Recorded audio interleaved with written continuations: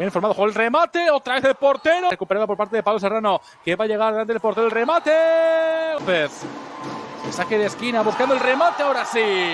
Gol, gol, gol, gol, gol, gol. El área se la queda Omar y puede llegar el sexto. Gol.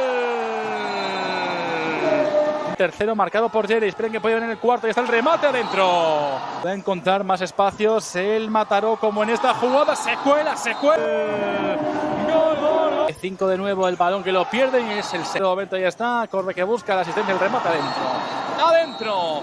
Para salir desde ahí, ojo a la recuperación de Mataró muy arriba, el remate y luego la dio a Fortuna, se alía con Perú porque pega la pelota en su espalda, ojo el disparo, ¡gol! Buen sitio para ponerse a regatear, viene Miñano en la de...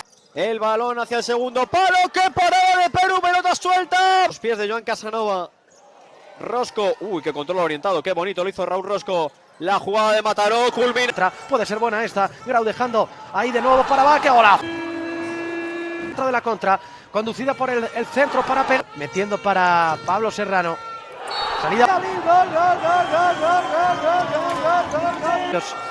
Miñano para pegarle, gol, va a tener el último ataque Zaragoza, la bola queda suelta, llega para marcar, gol,